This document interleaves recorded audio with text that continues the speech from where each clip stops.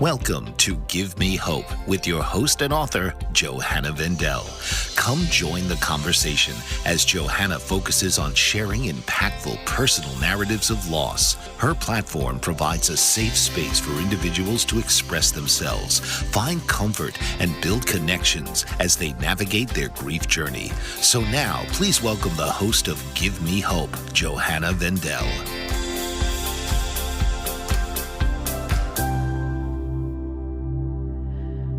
Good day, everyone, and welcome to Give Me Hope with Johanna.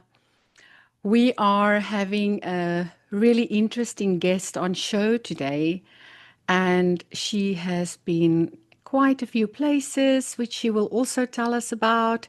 And she's written a book, and she's going to tell us all about her book and her story and how everything started.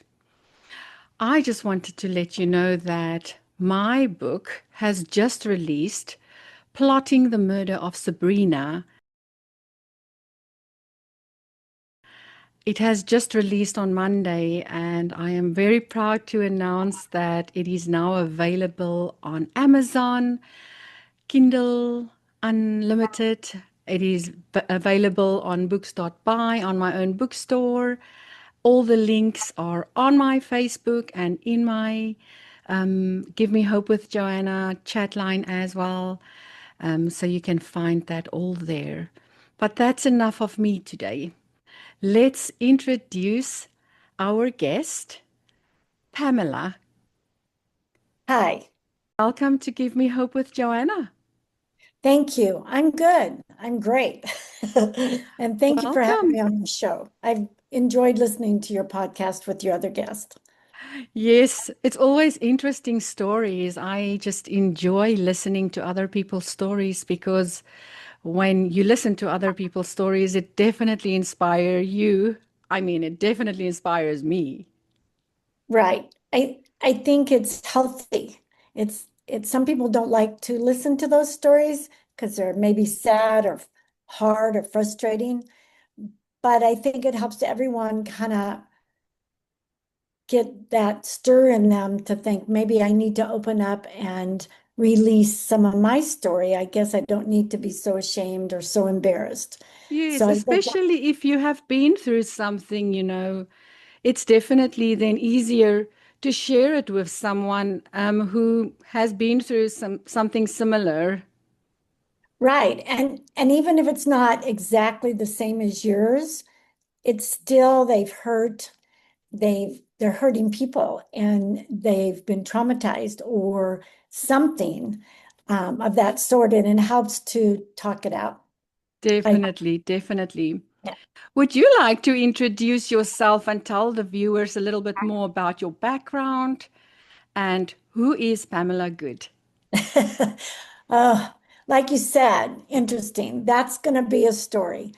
So I would talk to people and they go, "You need to write a book." And I said, "Well, I am writing a book." But I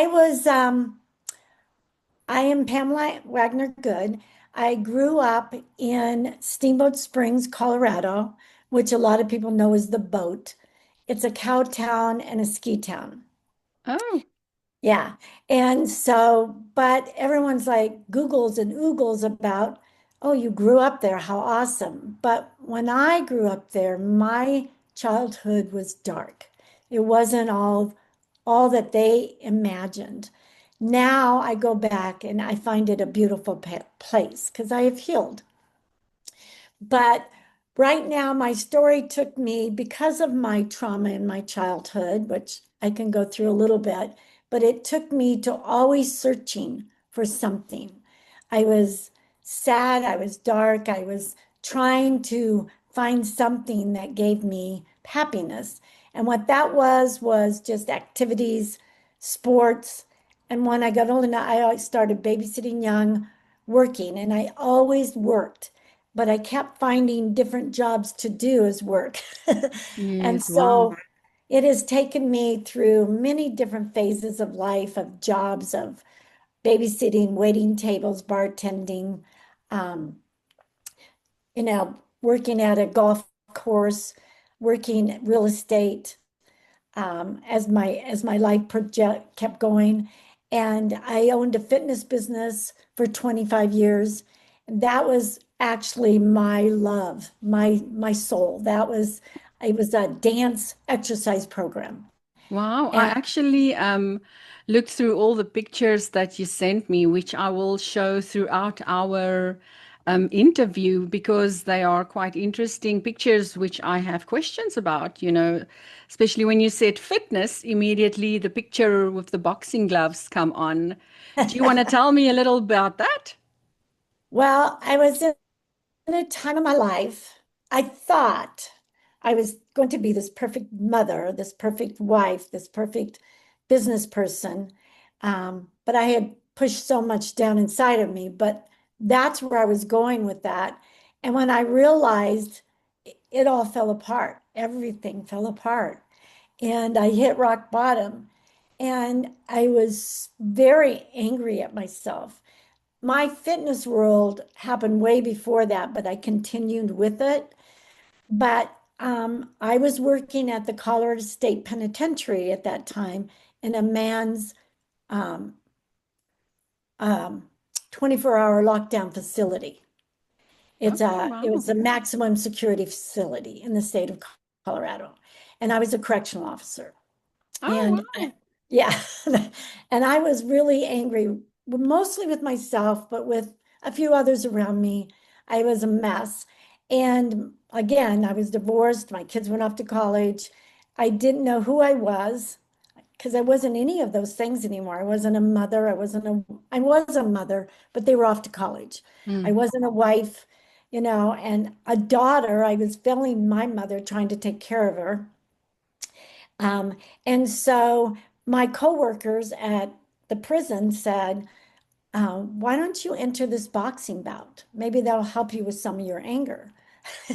They were having a fundraiser. And I said, oh, sure, I'll do that. Are you going to train me? So I did. And I had a bout. We had professionals do our hands. And I had a bout against a gal who was about 25 years younger than me. But my focus was so strong and so anger and so intense. And I was in excellent condition. And I worked with someone to help me spar before that. And so I entered into a boxing bout. Now, you have to be in the right mind to do that. I wouldn't do that now because I'm healthy. I'm not that angry. But yeah, it I got a lot out of me and I just went for it. And I won. Wow. I won. Wow. So Well, that's why I was boxing. that is really a nice picture. I thought, wow, what a interesting lady. And also, the old pictures of your siblings, the little one, and then the big one where the four of you are standing as well. That's beautiful, to preserve such old photos. And that's really like a olden age picture, how they really made it look so beautiful, very cute. Thank you. You still close with your siblings, I believe? You know, we are. And the trauma we went through, we all were in survival mode. And so we all had so much going on trying to just survive. However, when one of us was in trouble, the other would be there. But as time goes on, things happen, and we have triggers from our childhood, whether you had a ton of trauma or not, you still have triggers with your siblings. And we have remained close.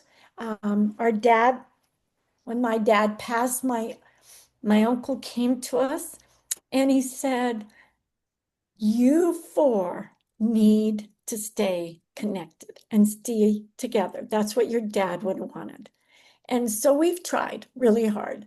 And still to this day, we've done well. But my two brothers were super close at one time. They're 10 years apart. The life just has taken them where they're not as close, breaks my heart. And I pray every day that that will change. They're both wonderful people, but I've worked really hard to try to stay close with all four of them. Yeah. I And I think the also book had helped. four siblings.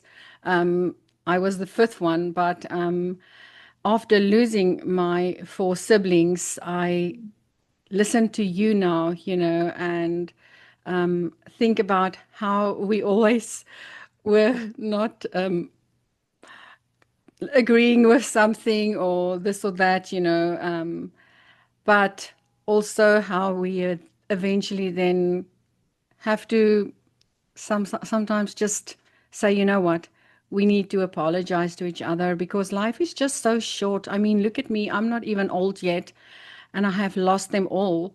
And now I wish I can just speak to them once more or fight with them once more and try to sort it out again once more because those hugs and tears sometimes are the most precious things that when we apologize, that life can just go on with so much more love, and the time that we have with our family in our lives is so important. And I hope that your brothers sort things out as well because life is so short. I can hear in your voice cracking that it means a lot to you.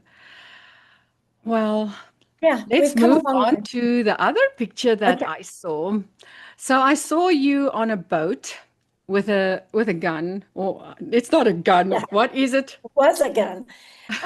It was a machine gun. A Um, machine gun. Yes, that's what I wanted to say, not just a normal. So yeah. tell me, what did you shoot on the water? Well, so my son was in the Navy. And he went to officer school and became an officer. And in the Navy, every now and then, they do these things called tiger cruises. Oh, And yeah, and so you are allowed to invite your family or friends on board, and they could go. For example, when they're coming back from deployment, he was gone for 9 months on a ship over by let's see, it was in the Middle East area, there by Iraq and all that. oh wow. And so when he came home, what they do is they ask several people if they want to, fly home early from Hawaii. And I flew to Hawaii and then I boarded his ship for a week and went from there to San Diego. Wow. Yeah. And What an so experience. it was, my son was real worried about me getting seasick, and so was I. I took a lot of precautions, patches and Dramamine and all that kind of stuff. And I did get a little woozy, but I got to experience all the things that he has done on the ship. And he was at that time fourth in command. And I was fortunate enough to get to stay in the officers' quarters. But yeah, I'm hanging on to the railing, taking a shower when the ship moves. And I know, and we got to watch him do fire drills, and they let us shoot that gun out and I got to watch him Wow. fuel. They fueled from another ship out in the ocean. Wow. And I got to see us come into port from everyone being gone for 9 months. And all these babies that have been born, and these sailors haven't seen their babies. They got off first. Yeah, it was an amazing experience, but it made me proud, but it also thought, wow, my son has to do all this and has all this responsibility. Um, Wow. so anyhow, it was a great experience, but that's why I had the gun in my hand. Wow. I see that you did travel quite a lot. Where were you in this other picture that you sent me? I was probably in Peru. Okay. Okay, so Mount Picchu, I think it might have been. So I am, as all the different jobs that I did, the last one I embarked on before I retired. Now I have several others since then, but my friend came to me, my high school friend, and I was searching for something to do. My life changed and I needed to leave the prison because my life fell in a hole again in my dark place. And so she suggested I work at the hospital as a surgical tech. So I went back to school, became a surgical tech uh, Wow. in my 50s. And then I moved to a place where they did mission trips. So I went to Peru on the medical mission trip, and we did surgeries on the indigenous people, hernias and different things that other people wouldn't do. And we had a team that went out to the fields to help the people and teach them about their baby and cleanliness and health. And then we did that for like 8 days. Then the other 8 days, we were, if we stayed on, we did up to, it's in the Amazon, the Ciba Tops Resort. Then we went to Machu Picchu and for the other 8 days. And then I came home. Wow. So that's what that was. Okay. Wow, that's interesting. So tell us then, how did you then decide to write a book and when did you write it? How old were you and when did you publish it? Well, it's only been published a year. Took me 9 years to write it. Um, Wow. Yeah, I was working and it just took a long time to journal it and to get the emotions out. And, everyone kept saying, you know, when are you going to be done? Are you sure you're going to write it? Are you sure really you're going to do this? And you get all the rolling eyes, like, sure, you're going to write a book. But I listened to a CD that helped me so much by Joyce Myers. And, and it says, you got to have a dream. And if God put something on my heart, and I feel He did, then you go for it. No matter what anyone else believes, you go for it. So, how the idea came to me was I was moved back to, I took a job in Steamboat when I decided to go back and leave the place I had raised my children. I was starting my healing process, and I went back to school to be a surgical tech. I reached out to my high school friend, and she had the hospital interview me, and they gave me a scholarship and paid for my schooling. Wow. So I went back. I had to meet certain requirements. So I went back to Steamboat and started learning a whole new trade, a surgical tech with my friend living there. And it was hard, because every time I went there, I'd cry. My dad wasn't there anymore. And obviously, my mom wasn't there. She had been there for years.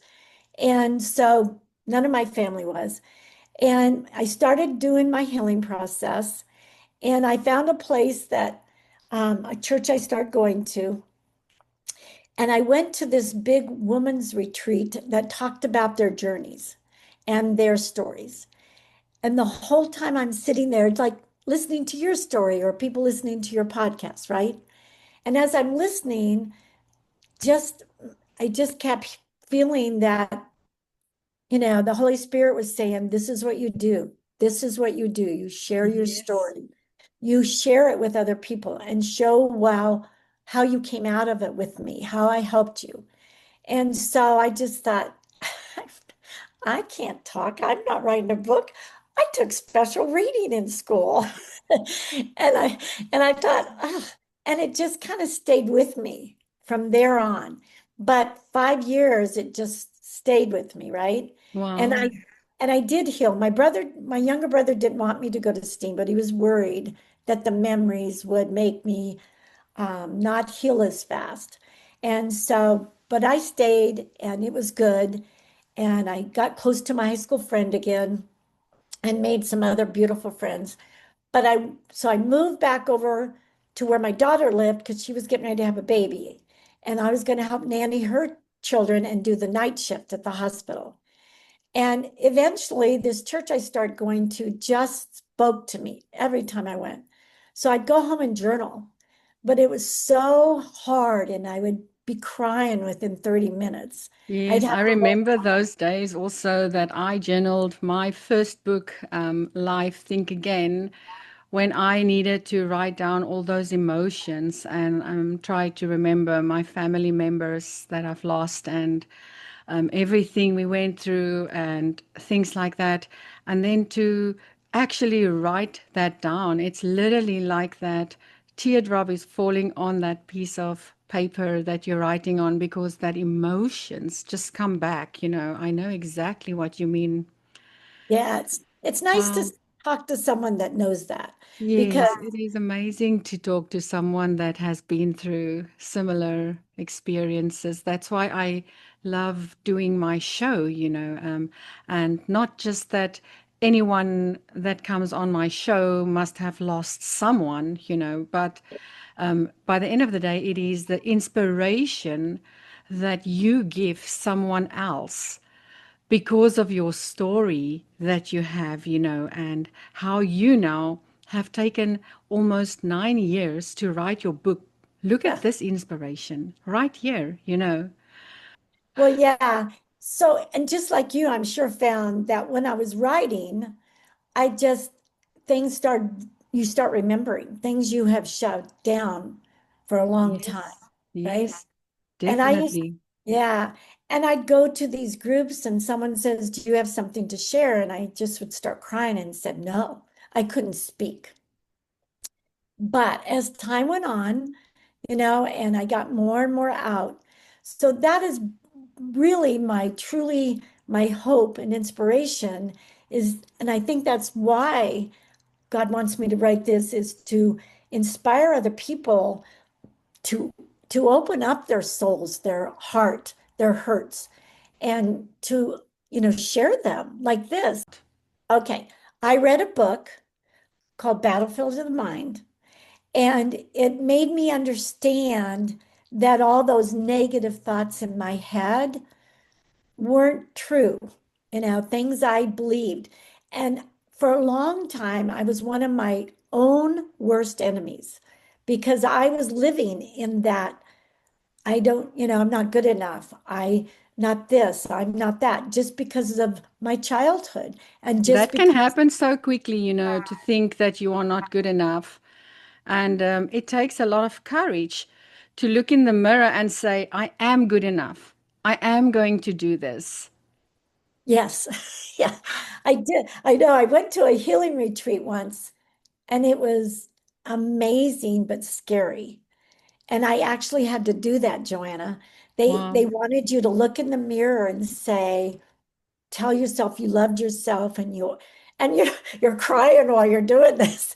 And it was so hard. I And always used to do training. I was a trainer for a while there for cosmetic counter ladies, beauticians. And I always said to them, the first thing you have to do in the mirror in the morning is look at yourself and see if someone will buy what they see. So you have to look in the mirror and say, good morning, beautiful. Let's try to take over the world.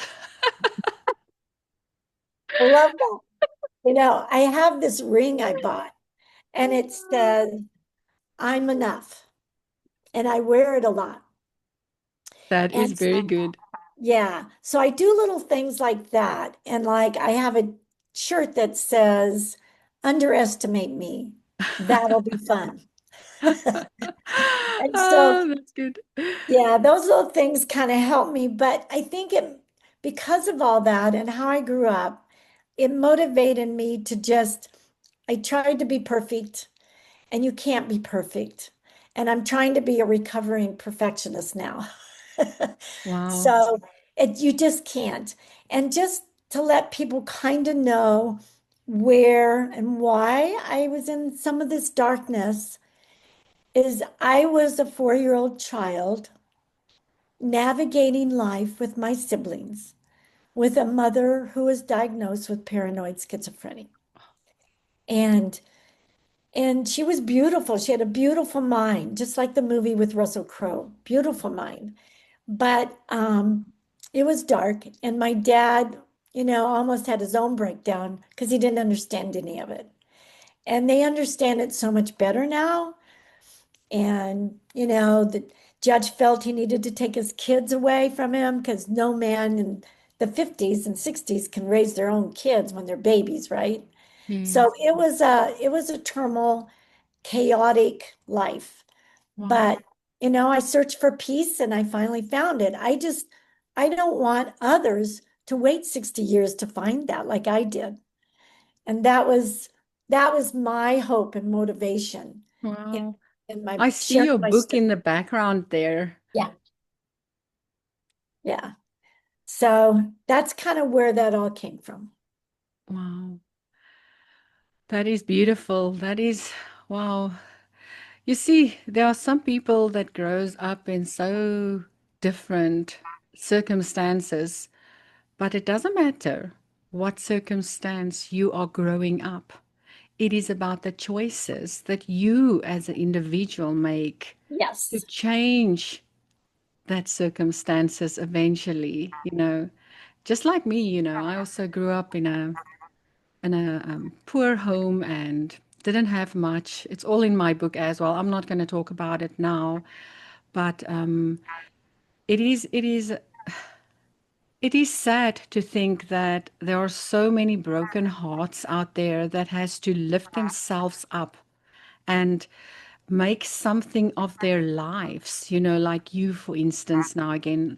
It's very inspirational. It's inspirational for me to listen to you of what you've been through.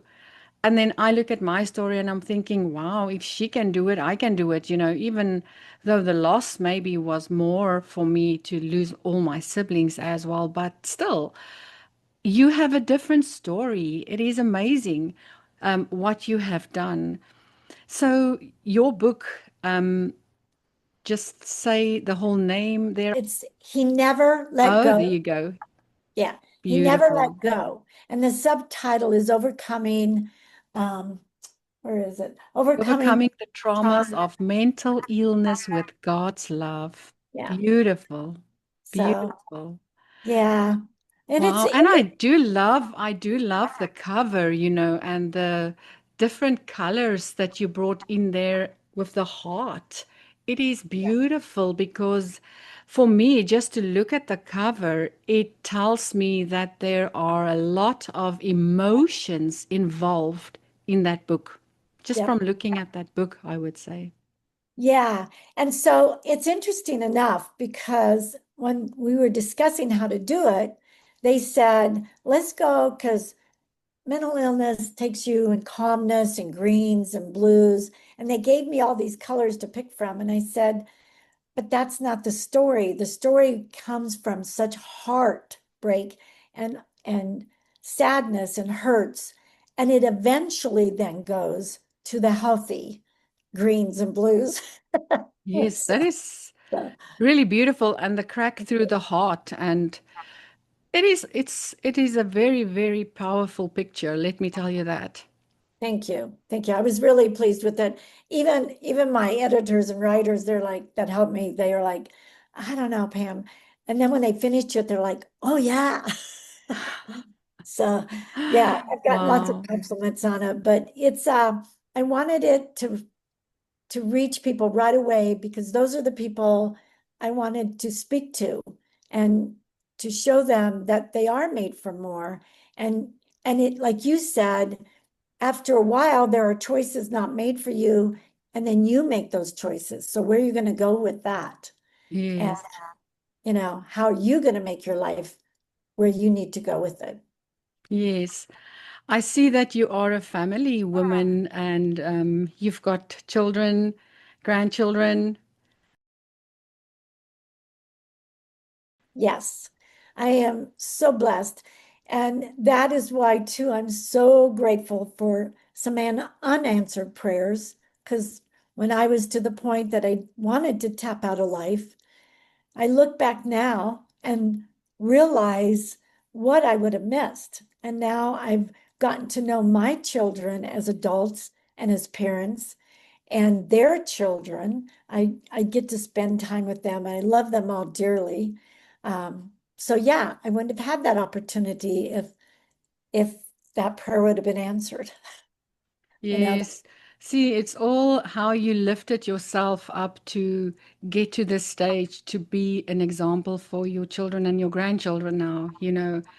And I sometimes I look at my children and I think, I wonder if they appreciate what I actually have been going through and how I am working hard and making things happen because it's for them you do it, you know. And sometimes you Yes. just wonder, you know, do they actually see it and do they appreciate it, you know? And sometimes me as a child, I think sometimes I have not said enough to my mother. Thank you, mommy, for everything you do. I really appreciate everything you do for us, because you think that the mother knows that. But sometimes I think now that I've lost my mom and dad as well, you know, um, I think I should have been a better child sometimes, you know, just to I think that acknowledge too. that, Yeah. because now I yeah, I don't hear it from my kids, but I know they appreciate it, you know, and it's just sometimes we should just acknowledge our parents, you know, while they're still there. Yes. Yes, I agree with you. I look back and go, I could have been a better daughter. I was so busy working jobs and, you know, I didn't spend enough time. And with, I mean, I took her places. Once I moved her out to where I was living so I could watch and take care of her because she tried to kill herself at one point. So I had her out there, you know, with us, hoping that would help. But a big How part, old were you at that time? um, well, so she was taken from our house when I was 12, and she was sick since I'd been 3 years old. Oh, And then the police came and took her. It was a bad scene. And then I got to see her again when I was 18. Um, and then I had my kids, but I flew her out every now and then trying. My brother said to me, Ma, Pam, I don't know how to have her as a mom. And I said, she never was our mom. But how about because I was moving her out closer to us, how about she gets to be a grandma to our kids? Because she never got to be a mom. And mm. I know that broke her heart. As a mother, it had to have, right? And so let's just have her come out and be a grandma. And so we kind of took that route. But yeah, I think I was in my 30s when that happened. I'd had my kids, they were little, and I can't just fly out and take care of her. So I thought I'd move her out by us. Wow, that is amazing that you involved her in your kids' lives, like that, you know. Oh, that So is that is so sad, you know. yeah, these, I can just feel how I would have felt in your shoes. I'm sorry that you had to go through a life like that, but look at you today, yeah, you know, and look at the changes you make in your children's lives. That's amazing. That is thank you. amazing. I see that you also said that you entered your book for an award or something. Yeah, same as you. So yes, the International Impact Book Award. When And did you win? well, it's so strange Or because I when did thought you I was enter? it was back in, oh, I think April, May, I'm not sure, something like that. Okay. And so I did get a letter and I entered it into the memoir I thought maybe it was either self-help or spiritual, but what they chose it as was best. They chose it as a memoir and a transitional in the Wow. transitional because you're right. I did transition from a very dark place living to eventually healing. I was my worst enemy. I helped myself stay in the darkness. And when I realized that, and could actually, with God, help me pull myself out of it, it was a transition for sure. Yes. Wow. That's amazing. Oh. So, yeah. So, yeah, I go in November. And thank you for that information on that as well. Oh, And so you are going to receive your award in November. Is that in Phoenix? yes. Yes. Okay. So, and you've done that, right? And now you're Yes, going to yes. the, My second book has actually won a place in the finalist for Author of the Year 2025. yay. So I will be going to Hollywood soon. I am looking so forward to that on October 4th. Ooh, coming up fast. So hold thumbs. Yes. Yes, for sure. Well, good luck with that. That's exciting. Thank you. Maybe you can enter it for next year for Author of the Year 2006, you know? You never know. You never know. I know my writers and editors that help me encourage me to get it out there like that. And I'm like, huh? This is so new to me because my scope is I truly want people to heal and just look at their hurts and open up. And so that's my focus. So I thought, whatever I have to do to get it out there to, help people, I'm willing to do that. Even though I Well, still could, I hope a lot of people share this video so that we can get your story out there as well, you know. And it will really be amazing if people can share Pam's story and don't just watch it, but share it because you yes, never know. There might be someone out there that needs to hear the story, not just you. that's true. It's That is true. I know I love sharing stuff like this, that like some of the ones you've done is it's just healthy, it's good, yes. heartwarming. And your story is and I'm sorry for your loss. I'm so grateful. We still have my siblings here, and I'm sorry for your loss. Thank you. I really appreciate that. Thank you so much. Okay. Yes. Well, Pam, anything else that you would like to add? Maybe give someone else hope out there. What would you say? Well, for me, I know a lot of people struggle maybe with I did go to a counselor. I did. I went to a counselor, but I think it was more to vent because I had no one to vent to. And so because my two best friends were now deceased. They lost their life really young. So I've lost my two best friends. And so I had to, talk to someone, and my poor children can't hear me do all this. They have lives. But my son was a good mentor. My daughter, she was amazing helping me do my schoolwork and make me get through um, going back to school and doing all the papers I had to do. I had no clue what I was doing. I think you need a lot of motivation for that. I'm 52 now, and if I even think I have to go back to school for something else, you know, I would maybe go and do some training again, teach other people how to do it the right way or something like that, which I used to do like for 5 years there. But to go back to school and think that now all of a sudden I'm going to go into a different direction. Oh, Yeah. I take my hat off. I take my hat off for people like you at the age of 50 doing a new thing like that. That's amazing. Well, people used to say to me, all the doctors used to say to me, wow, I bet this is a really nice, easy place to work compared to the prison. And I'd say, yeah, no, it's not. I says, the prison, they had to follow guidelines and rules. I says, here it's it's real different. The culture is very different. And I loved helping people and making them feel better. Don't get me wrong, the surgery was fascinating, what I learned. And getting to go and help Indigenous people was great. But for me, for my healing process, I had to turn to Jesus. I remember sitting asking this pastor I played softball with, and he says, when you're on the floor, Pam, and you want to tap out of life, and you think everything would be better off without you around, and it's all darkness, and you don't want to feel that pain anymore, just know that he's right there on the floor with you. Grab a hold. And little by little, I did. And little by little, and I'm not saying I don't have setbacks or I didn't have setbacks, But even my son said, each time, Mom, instead of 2 weeks it takes you to come back out of something that happened, it takes you maybe 2 days. And each time it gets better.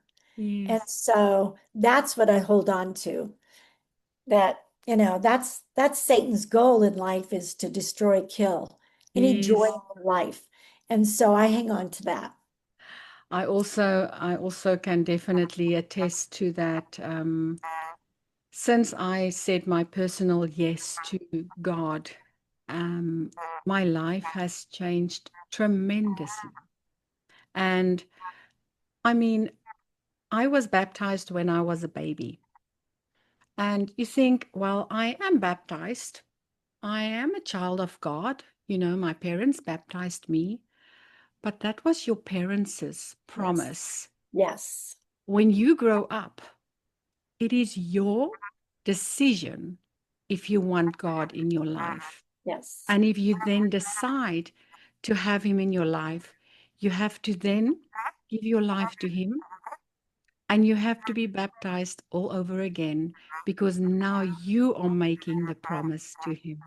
Yes. I did not know that till I needed to do it myself, and realized that when I then gave my heart to Jesus, and everything that I have been through, He was with me every step of the way.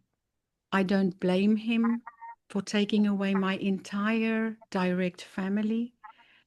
And I feel that He is keeping me strong through all of this, using me through this podcast, for instance, Yes. telling my story, hearing other people's stories. He's using me to bring His word out in this way, maybe, and I'm just a believer, and I will never not believe in Him 100%, because sometimes you wonder, oh, but this has happened and this has happened, and you sometimes I can't get to the English word now. In my language, it's twyfel. Now I just need to quickly think. You hesitate. If that can be a word, you hesitate to want to believe fully. And you know what? If you believe in God, don't hesitate once, not even 1%. Just believe, and He will come through. And that I can Right. attest to. Look at my life. I And it cannot may not I be in your cannot timing. explain this. This is a spiritual feeling or something. I cannot explain how I'm feeling, No, I It's get it. just I get it 100%. No, you're right. yes. Um, and it may not be in your timing. And I didn't understand why he couldn't get my mom healthy. But what happened was, we grew up with our dad, and then we had our mom later after he died. And she was healthy for a while, and then she had another breakdown. But it was, you just have to love people where they are and meet them, right? Yeah. And and things happen. It's amazing. Like you said, even 40 years later, things happen. And you're like, oh my gosh, it's because I forgave someone. Oh my gosh, it works. Forgiveness. Oh my word. Forgiveness is so important. Um, Don't you think it's freeing? It's very it's freeing. freeing. Oh yes, So, definitely.